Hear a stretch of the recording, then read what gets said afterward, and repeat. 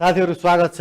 यो तपाईहरुको पाठ्यक्रममा दिएको यो राज्यको निर्देशक सिद्धान्त, नीति तथा दायित्व। यस अन्तर्गत चाहिँ हामी राज्यको निर्देशक सिद्धान्त भनेको के हो, राज्यको निर्देशक सिद्धान्तले के अवलम्बन गरेका छ, राज्यको पुग्ने ठाउँ फुलबारी भनेको यो डेस्टिनेसन गन्तव्य भनेको राज्यको निर्देशक सिद्धान्त हो। त्यहाँ के कस्ता ठाउँमा पुग्छु भन्छ राज्य संविधानको मार्फत, कसरी जान्छु भन्छ, के कस्ता ठाउँमा पुग्छु भन्छ, र त्यसको बाटो चाहिँ नीति हो। त्यो जाने बाटो नीति हो।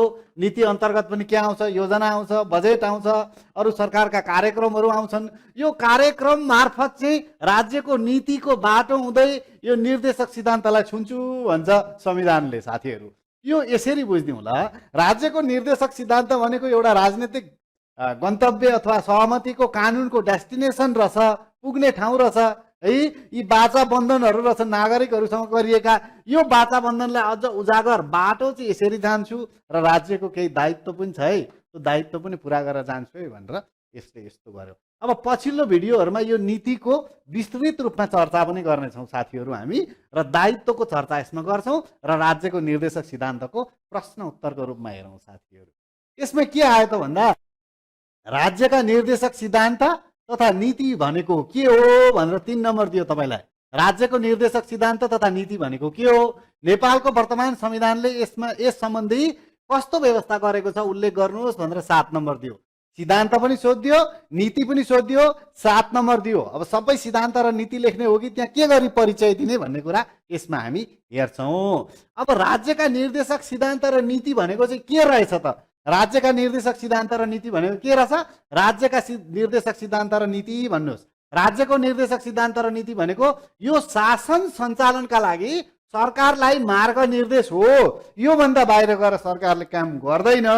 राज्य सञ्चालन गर्ने क्रममा यहाँ पुग्नुपर्छ यो बाटो भएर र यसलाई अवलम्बन गर्नुपर्छ भनेर शासन सञ्चालनका लागि सरकारलाई, गभर्मेन्टलाई के रहेछ साथीहरू, मार्ग निर्देशन रहेछ। यो यसले मार्ग निर्देशन गर्दो रहेछ। त्यस्तै राज्यको पुग्ने ठाउँ रहेछ। राज्यको पुग्ने ठाउँ भनेको निर्देशक सिद्धान्त रहेछ, हिँड्ने बाटो भनेको नीति रहेछ। नीतिको बाटो हुँदै निर्देशक सिद्धान्तसम्म पुग्ने भनेर त्यसले दिएको रहेछ साथीहरू। यसरी बुझौँ यसलाई।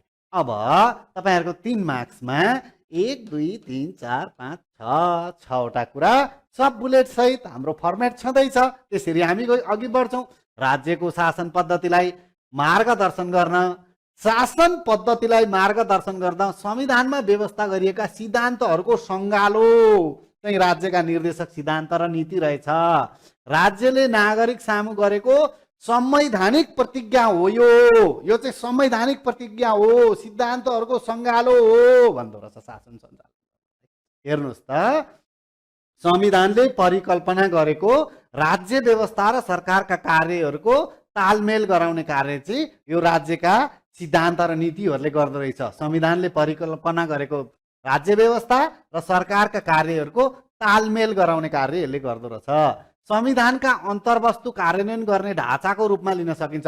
संविधानमा रहेका अन्तर्वस्तुहरू के छन् त? नीतिगत रूपमा गरेका व्यवस्थाहरू के छन्? त्यसलाई बजेट मार्फत कसरी इम्प्लिमेन्टेसन गर्यो, योजना मार्फत कसरी इम्प्लिमेन्टेसन गर्यो गभर्मेन्टले, अन्य कार्यक्रम मार्फत कसरी, विशेष कार्यक्रमहरू मार्फत चाहिँ कसरी इम्प्लिमेन्टेसन गर्दैछ, सरकारका विङ्सहरू के कस्ता बनाएको छ त्यसलाई इम्प्लिमेन्टेसन गर्न भनेर यसले चाहिँ कार्यान्वयन गर्ने ढाँचाको रूपमा चाहिँ यसले हेर्दो रहेछ साथीहरू। त्यो हेर्नुहोस् त, यस मार्फत राज्यले आम जनताको राजनीतिक, सामाजिक, सांस्कृतिक, आर्थिक विकास मार्फत जीवन स्तर उकास्नलाई मार्ग निर्देश गर्दछ। आखिरी अन्तत्वगत्वा डेस्टिनेसन त त्यही हो, गन्तव्य त। यी कुराहरू उकास्नलाई चाहिँ यसले अवलम्बन गर्दो रहेछ। यसलाई लोक कल्याणकारी अवधारणाको रूपमा पनि चित्रण गरिन्छ। अब यसलाई पुरा गर्न यो कार्यान्वयन भए नभएको बारेमा अदालतमा प्रश्न उठाउन पाइँदैन। बिस्तारै आफ्नो साधन, स्रोत, शक्ति, क्षमताको आधारमा चाहिँ राज्यले वितरण गर्दै जाने कुराहरू हो। नागरिकलाई तत्कालै यो कार्यान्वयन भयो भएन भनेर चाहिँ अदालतमा उठाउन पाइँदैन भन्छ। हेर्नुहोस् त, अब त्यसरी तपाईँले चिनाइसकेपछि तपाईँलाई 7 मार्क्स दिएको छ। निर्देशक सिद्धान्त पनि लेख, नीति पनि चिना है भनेको छ। अब कसरी चिनाउनुहुन्छ त तपाईँ? यसरी ल, नेपालको वर्तमान संविधानमा राज्यको निर्देशक सिद्धान्त र नीति सम्बन्धी व्यवस्था भाग 4 को धारा 50 मा राज्यका निर्देशक सिद्धान्तहरूको व्यवस्था गरिएको छ। कहाँ? भाग 4 धारा 50 मा चाहिँ राज्यका निर्देशक सिद्धान्तहरू 4 वटा व्यवस्था गरिएको छ। धारा 51 ले राजनैतिक सिद्धान्त के हुने भनेर लेखा छ त्यहाँ। हामी पछिल्लो भिडियोमा चर्चा गर्छौँ साथीहरु। भाग 4 ले राज्यका राजनीतिक सिद्धान्त के हुने, राज्यको सामाजिक र सांस्कृतिक सिद्धान्त अथवा उद्देश्य पनि भन्न सकिन्छ यसलाई। यो उद्देश्य पनि भन्न सकिन्छ। यो उद्देश्य के हुने, त्यसपछि राज्यको आर्थिक उद्देश्य के हुने, राज्यको अन्तर्राष्ट्रिय सम्बन्ध सम्बन्धी व्यवस्था कसरी मजबुत स्ट्रङ बनाउने, हाम्रो पोलिसी के हुने यसमा भनेर धारा 50 को 1, 2, 3, 4 उपधारा 1 मा राजनीतिक सिद्धान्त अथवा राजनीतिक उद्देश्य, उपधारा 2 मा सामाजिक र सांस्कृतिक उद्देश्य अथवा सिद्धान्त, धारा उपधारा 3 मा राज्यको आर्थिक सिद्धान्तको यसले दृष्टान्त गरेको छ। त्यहाँ यो कुरा गर्छु भनेको छ। त्यसरी नै उपधारा 4 ले राज्यको अन्तर्राष्ट्रिय सम्बन्ध सम्बन्धी नीतिको व्यवस्था गर्छु, यो किसिमले सम्बन्ध अन्तर्राष्ट्रिय सम्बन्ध बनाउँछु भन्छ। अब हामी नीतितिर जाँदाखेरि वर्तमान संविधानको धारा 51 मा निम्न 13 वटा नीतिहरूको व्यवस्था गरिएको छ भनेर नीतिहरूको नामसम्म तपाईले हटाइदिन सक्नुहुन्छ। माथि 7 नम्बर दिएको छ तपाईलाई, राष्ट्रिय एकता तथा राष्ट्रिय सुरक्षा सम्बन्धी नीति, राष्ट्रिय एकतालाई कसरी मजबुत बनाउने, राष्ट्रिय सुरक्षालाई कसरी प्रभावकारी बनाउने, राजनीतिक तथा शासन व्यवस्था कसरी सञ्चालन गर्ने, राजनीतिक तथा शासन व्यवस्था सम्बन्धी नीति, सामाजिक र सांस्कृतिक रूपमा रूपान्तरण र सम्बन्ध सम्बन्धी नीति कसरी व्यवस्थापन गर्ने, त्यसभित्र के कुराहरू रहेका छन् त्यो सम्बन्धी, त्यसरी नै अर्थ उद्योग र वाणिज्य सम्बन्धी व्यवस्था कसरी गर्ने, त्यसरी नै कृषि विकास र भूमि सुधार सम्बन्धी व्यवस्था कसरी गर्ने, विकास सम्बन्धी नीति के कस्ता रहेका छन्, प्राकृतिक स्रोत साधनको संरक्षण, सम्वर्धन र उपयोग सम्बन्धी व्यवस्था कसरी गर्ने, त्यो नीति अनुसारका ऐनहरू बनाएर, कानुनहरू बनाएर, गभर्मेन्टल विङ्सहरू बनाएर, नन स्टेटलाई पनि पार्टिसिपेन्ट्स गराएर कसरी मजबुतीकरण गर्दै राज्यका सिद्धान्तहरूलाई टच गर्ने भनेर चाहिँ यी नीतिहरूको व्यवस्था गरिएको। हेर्नुहोस् त, नागरिकका आधारभूत आवश्यकता सम्बन्धी नीति के रहने, श्रम र रोजगार सम्बन्धी नीतिको व्यवस्था के गर्ने, सामाजिक न्याय र समावेशीकरण सम्बन्धी नीति के रहनेछन्, न्याय र दण्ड व्यवस्था सम्बन्धी अझ अदालतको पाठ्यक्रम भएकोलाई यो अझ इम्पोर्टेन्ट भयो तपाईलाई। न्याय र दण्ड व्यवस्था सम्बन्धी नीति कसरी प्रभावकारी बनाउने, कसरी सक्षम उत्तरदायी जन उत्तरदायी बनाउने, पारदर्शी बनाउने, सुशासन कसरी कायम गर्ने, त्यसमा पर्यटन सम्बन्धी नीति के कस्तो अवलम्बन गर्न सकिन्छ हाम्रो मुलुकमा, त्यसरी अन्तर्राष्ट्रिय सम्बन्ध सम्बन्धी नीति चाहिँ के कसरी अवलम्बन गर्न सकिन्छ र के कस्ता कुराहरू राख्न सकिन्छ भन्दै तपाईले लास्टमा निर्देशक सिद्धान्त र नीतिको ढाँचामा यसरी निष्कर्ष लेख्दिन सक्नुहुन्छ साथीहरू। निर्देशक सिद्धान्त शासन सञ्चालनको मूल मार्गदर्शक, निर्देशक सिद्धान्त भनेको शासन सञ्चालनको मूल मार्गदर्शक, डेस्टिनेसन अफ द नेसन हो। यो एउटा साथीहरू डेस्टिनेसन अफ द नेसन हो, पुग्ने ठाउँ हो, फाइनल गोल हो, कोर पोइन्ट हो है, त्यहाँ पुग्नु जरुरी छ। डेस्टिनेसन अफ द नेसन हो। राज्यले संविधानका आदर्शवाद, हेर्नुहोस् है यस्ता शब्द, राज्यले संविधानका आदर्शवाद, संविधानवाद, संविधानमा राम्रा भएका कुराहरूको एडभोकेसी गर्ने, संविधानका असल चरित्रहरूलाई चरितार्थ गर्ने काम, चित्रण गर्ने कामलाई संविधानवाद भनिन्छ। राज्यले संविधानवाद आदर्शवादका लाई आत्मसात गरी पुग्ने सार्थक ठाउँ हो भने यो चाहिँ डेस्टिनेसन, यो पुग्ने सार्थक ठाउँ हो भने त्यसमा पुग्नको लागि अवलम्बन गरिने हिँड्ने प्रगति पथ राज्यका नीतिहरू हुन् भनेर दुईटैलाई तपाईले यति राम्रो गरेर उजागर गरेर चिनाइदिनु भयो। त्यसमा पुग्ने प्रगति पथ भनेको राज्यका नीतिहरू हुन्। यिनीहरूको आदर्श, अनुशासित, स्वस्थ, तपाईलाई जे राम्रा शब्द आउँछ नि हाल्दिनुहोस्, आदर्श अनुशासित भएर स्वस्थ रूपमा कार्यान्वयन गरी कानुनी राज्य हुँदै समतामूलक राष्ट्रको निर्माण गर्नु आजको अपरिहार्यता हो। आवश्यकता मात्रै होइन, यो अपरिहार्यता हो भनेर तपाईले यसरी सन्देशमूलक तरिकाले यसलाई लेखिदिनु भयो भने सजिलो हुन्छ। अब तपाईलाई राज्यका दायित्वहरू भनेर दिएको छ हेर, धारा 52 मा हेर्नुभयो भने राज्यका निर्देशक दायित्वहरू तपाईले पाउनुहुन्छ साथीहरू। नेपालको वर्तमान संविधानमा व्यवस्था गरे अनुसार राज्यको दायित्वहरू उल्लेख गर्नुहोस् भनेको छ यसले। राज्यको दायित्वहरू के हुन्छन् त यसमा? नेपालको संविधानको धारा 52 मा व्यवस्था गरिएको राज्यको दायित्व यसरी उल्लेख गर्न सकिन्छ भनेर भनिदिनुहोस् तपाईले सिधै। अब जतिवटा दायित्व छन् त्यतिवटा, यहाँ 1 मार्क्सको लागि 2टा पोइन्ट भन्ने हुँदैन, जतिवटा पोइन्ट छन् त्यहाँ त्यतिवटा बनाउनुहोस्। नेपालको स्वतन्त्रता, यसैलाई टुक्र्याएर बनाइदिएको मैले। नेपालको स्वतन्त्रता, सार्वभौमसत्ता, भौगोलिक अखण्डता, स्वाधीनतालाई अक्षुण्ण राख्ने, जोगाउने, राम्रो गर्ने, आदर्श राख्ने, अक्षुण्ण राख्ने, छुनै नदिने, दाग लाग्नै नदिने। हेर्नु केलाई? स्वतन्त्रतालाई, सार्वभौमसत्तालाई, भौगोलिक अखण्डतालाई स्वाधीनतालाई चुडाउनै नदिने हामी एउटा बन्धन बनाएर राख्ने र समतामूलक राष्ट्रको निर्माण गर्ने, खण्ड खण्ड हुन नदिने, विचारमा पनि खण्डित हुन नदिने, भौगोलिक रूपमा पनि खण्डित हुन नदिने कुरा चाहिँ यसले गर्दछ। त्यस्तै मौलिक हक एउटा के गरौँ, स्वतन्त्रता सार्वभौमसत्ता भौगोलिक अखण्डताको रक्षा गर्छु, अक्षुण्णता राख्छु भनौ। अर्को मौलिक हक तथा मानव अधिकारको संरक्षण, सम्वर्धन र राज्यका निर्देशक सिद्धान्तहरूको अनुसरण तथा राज्यका नीतिहरूको कर्मशः कार्यान्वयन गर्दै जान्छु है।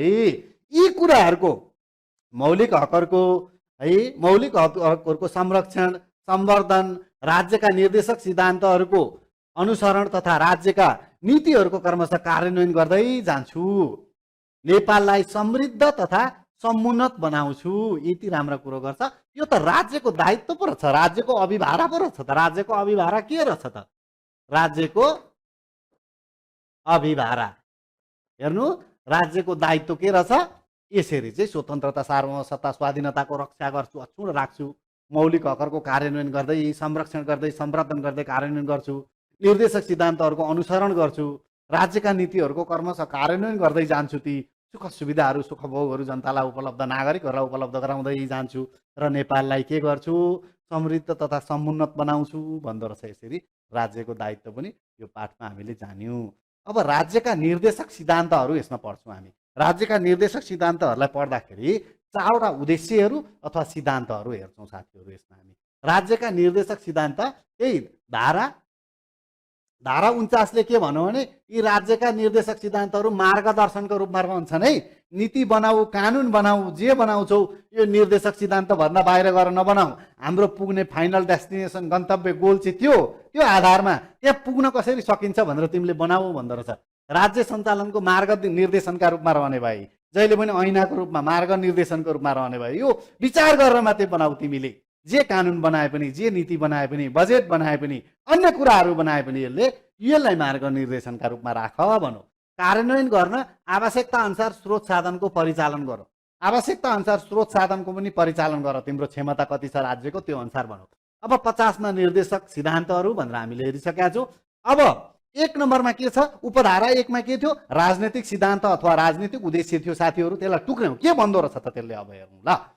नेपालको स्वतन्त्रता सार्वभौमसत्ता भौगोलिक अखण्डता र स्वाधीनतालाई सर्वोपरि राख्दै नागरिकको जीव, धन, समानता र स्वतन्त्रताको संरक्षण गरी कानुनको शासन, मौलिक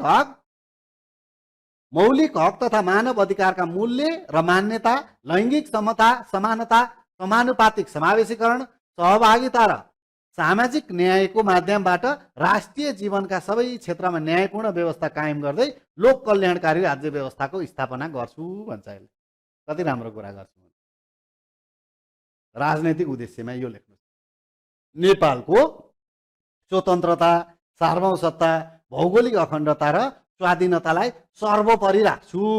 नागरिकको जीव, धन, समानता र स्वतन्त्रताको संरक्षण गर्छु। कानुनको शासन, मौलिक हक तथा मानव अधिकारका मूल्य, मान्यता, लैङ्गिक समता, समानुपातिक समावेशीकरण, हेर्नुहोस् त, सहभागिता र सामाजिक न्यायको माध्यमबाट राष्ट्रिय जीवनका सबै क्षेत्रमा न्यायपूर्ण व्यवस्था कायम गर्दै लोक कल्याणकारी राज्य व्यवस्थाको के गर्छु? स्थापना गर्छु भनेर राजनीतिक उद्देश्य गएछ।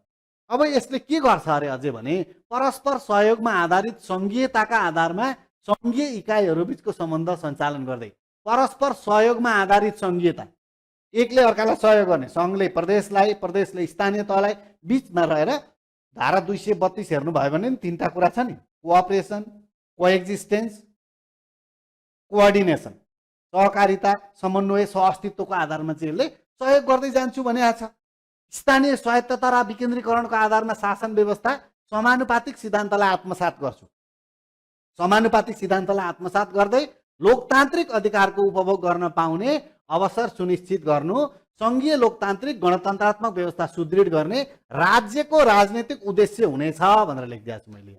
यो चाहिँ राज्यको राजनैतिक उद्देश्य हुने भयो। अब दोस्रोमा गएर के गर्ने? 2टा सामाजिक र सांस्कृतिक उद्देश्य अथवा सिद्धान्त राज्यको के हुनेछ त? हेर्नुहोस् त, धर्म, संस्कृति, संस्कार, यहाँ आयो। सामाजिक र सांस्कृतिक आउने बित्तिकै धर्म, संस्कृति, संस्कार, प्रथा, परम्परा, प्रचलन भए अन्य कुनै पनि आधारमा हुने सबै प्रकारका विभेद, शोषण र अन्यायको अन्त्य गरी सबै प्रकारका हुने विभेद, शोषण, अन्यायको अन्त्य गरी सभ्य र समतामूलक समाजको निर्माण गर्छु।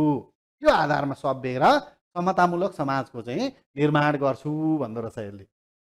राष्ट्रिय गौरव, लोकतन्त्र, जनपक्षीयता, श्रमको सम्मान, उद्यमशीलता, हेर्नुहोस् त कस्ता शब्द छन्। तपाईँलाई जाँचमा लेख्ने सबैभन्दा राम्रा शब्द यहाँबाट सापटे लिन सक्नुहुन्छ नि साथी।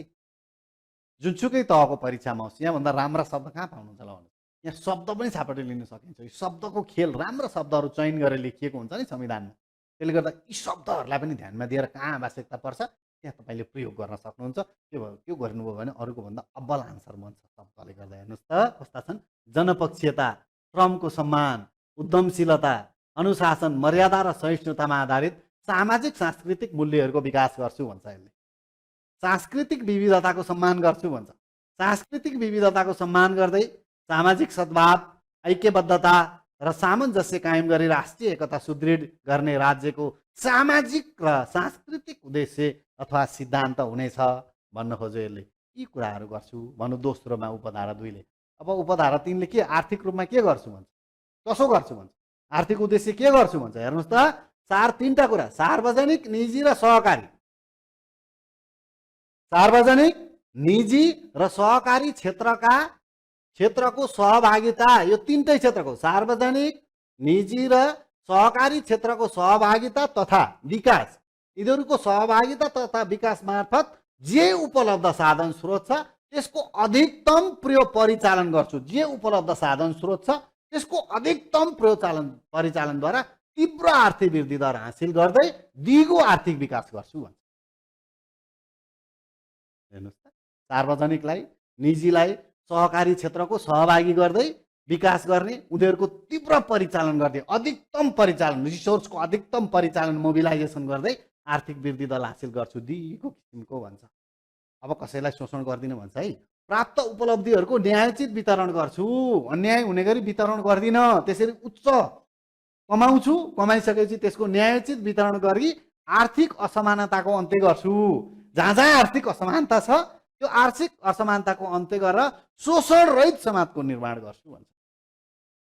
कहीँ शोषण हुन दिनु, शोषण रहित समाजको चाहिँ म निर्माण गर्छु। अब त्यसो गर्दै के गर्छु, राष्ट्रिय अर्थतन्त्रलाई आत्मनिर्भर, स्वतन्त्र, आफ्नो राष्ट्रिय अर्थतन्त्र जुन छ त्यसलाई आत्मनिर्भर, स्वतन्त्र तथा उन्नतशील बनाउँदै समाजवाद उन्मुख, यो लेखिदिनुहोस्, समाजवाद उन्मुख, स्वतन्त्र, समृद्ध अर्थतन्त्रको विकास गर्ने राज्यको आर्थिक उद्देश्य हुनेछ। हेर्नुहोस् त, राज्यको आर्थिक उद्देश्य के हुने रहेछ, आर्थिक उद्देश्य पनि जाने, विभेद पनि गर्दिनँ, परिचालन गर्छु भनौँ। अब कसरी अन्तर्राष्ट्रिय सम्बन्ध निर्देशित गर्छ त यसले, अन्तर्राष्ट्रियहरूसँग सम्बन्ध कसरी निर्देशित गर्छ। हेर्नुहोस् त, नेपालको स्वतन्त्रता, सार्वभौमसत्ता, भौगोलिक अखण्डता, स्वाधीनता र राष्ट्रिय हितको रक्षा गर्छु। यति कुराको चाहिँ म 1 नम्बरमा रक्षा गर्छु। के को? 5वटा कुराको, स्वतन्त्रताको, सार्वभौमसत्ताको, भौगोलिक अखण्डताको र स्वाधीनताको चाहिँ के गर्छु भन्दा राष्ट्रिय हितको रक्षा गर्छु। यी कुराहरूको सार्वभौमिक समानताका आधारमा अन्तर्राष्ट्रिय सम्बन्ध कायम गर्छु। सार्वभौमिक समानता, सार्वभौमिक रूपको समानताका आधारमा अन्तर्राष्ट्रिय सम्बन्ध कायम गरी विश्व समुदायमा राष्ट्रिय सम्मानको अभिवृद्धि गर्नेतर्फ राज्यको अन्तर्राष्ट्रिय सम्बन्ध निर्देशित हुनेछ। योभन्दा बाहिर गएर चाहिँ अन्तर्राष्ट्रिय सम्बन्ध म कायम गर्दिनँ भन्छ। यसरी हामीले यसमा के हेऱ्यौँ, राज्यको दायित्व हेऱ्यौँ, धारा 52, राज्यका निर्देशक सिद्धान्तहरू भनेको के रहेछ त्यो हेऱ्यौँ, राज्यका नीतिहरू भनेको के रहेछ अघिल्लो भिडियोमा हेरेका थियौँ, राज्यका नीतिहरूलाई हेऱ्यौँ, हामीले लेख्यौँ। त्यसभन्दा तल गएर चाहिँ राज्यको निर्देशक सिद्धान्तहरू हेऱ्यौँ हामीले। यसबाट पनि टुक्र्याएर हेर्नुहोस् तपाईँले, राज्यको निर्देशक सिद्धान्तहरू 4वटा उपधारा, 4वटामा राज्यको राजनीतिक उद्देश्य के हुने अथवा राजनीतिक सिद्धान्त के हुने, सामाजिक र सांस्कृतिक सिद्धान्त अथवा उद्देश्य के हुने, अन्तर्राष्ट्रिय सम्बन्ध के हुने, आर्थिक उद्देश्य के हुने, यो कुराहरूलाई तपाईँले यस भिडियो मार्फत प्राप्त गर्नुभयो। यसभन्दा पछाडि हामी राज्यका नीतिलाई टुक्र्याएर प्रत्येक नीतिलाई चाहिँ हामी अन्य भिडियोहरूमा हेर्नेछौँ साथीहरू, पाठ्यक्रम अनुसार, तपाईँहरूको पाठ्यक्रम अनुसार। हस् त, धन्यवाद।